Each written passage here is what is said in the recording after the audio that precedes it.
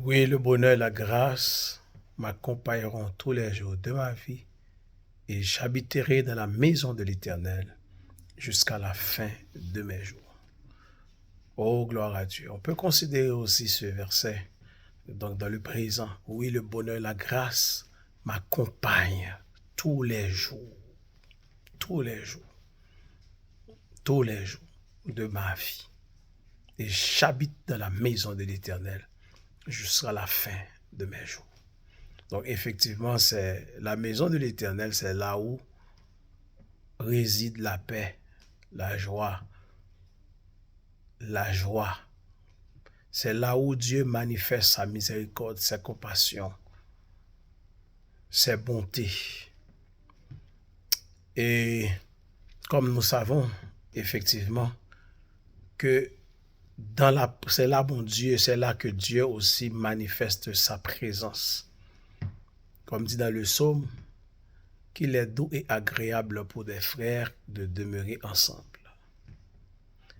Oh, qu'il est doux et agréable pour des frères de demeurer ensemble.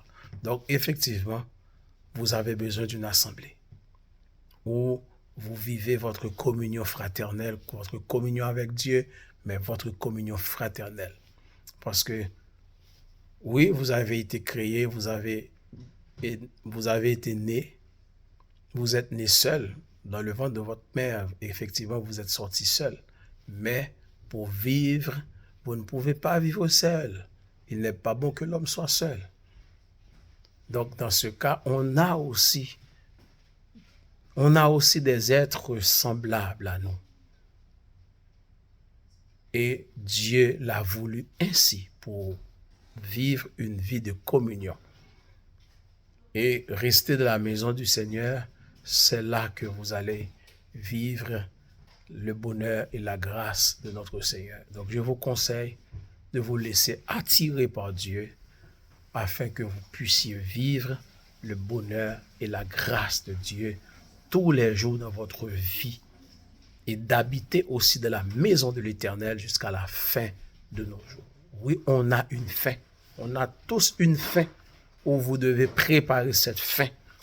Parce que la Bible dit dans Hébreux 9, 27, il est réservé aux hommes de mourir une seule fois, après quoi vient le jugement.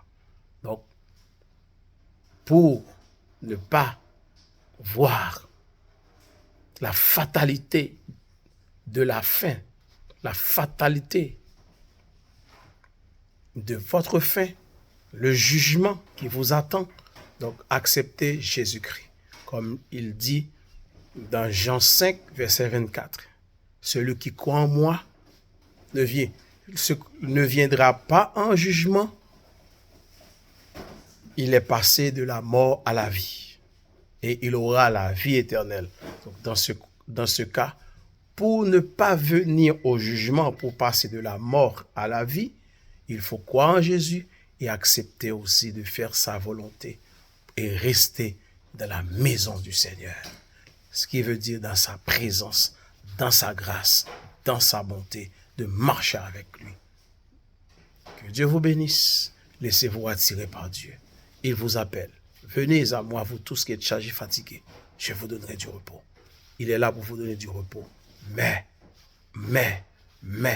il faut ouvrir votre cœur. Il frappe. Et voici, je me tiens à la porte et je frappe. Si quelqu'un entend ma voix, s'il ouvre, j'entrerai, je mangerai avec lui et je souperai avec lui et lui avec moi. Donc, Jésus frappe à la porte de votre cœur, comme il avait dit dans Apocalypse chapitre 3. Donc, écoutez la voix du Seigneur et venez à lui. Il vous attend. Que Dieu vous bénisse. Bye bye.